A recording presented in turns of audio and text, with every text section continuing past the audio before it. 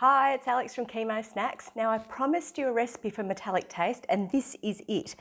Making these scrummy, yummy lemon bliss balls. Now they're really smooth, so if you have some trouble chewing as well and some trouble swallowing, these are for you too. So what I have here in front of me, I have a cup and a half of almond meal. I have 1/3 cup of coconut flour, 1/4 cup of coconut oil, 1/4 cup of lemon juice. In this teeny weeny little beaker here, I have 2 teaspoons of vanilla extract and I have the zest of 1 lemon. All you need to do with that is pop it into your food processor. So we'll put those in now.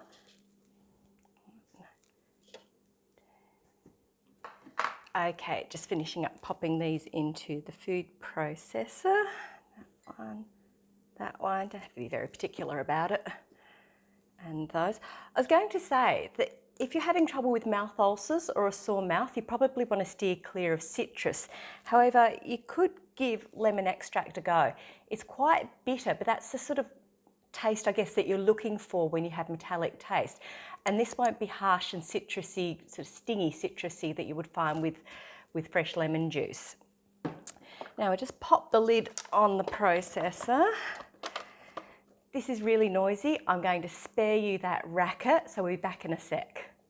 Okay, so that's done. What you will end up with, if I can extract it from here, is a bit of a doughy ball.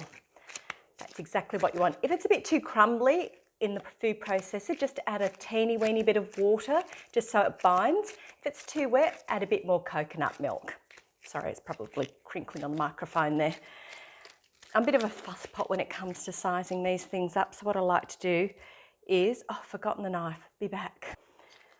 I can cut it into 4 here. Oh, it's tacky.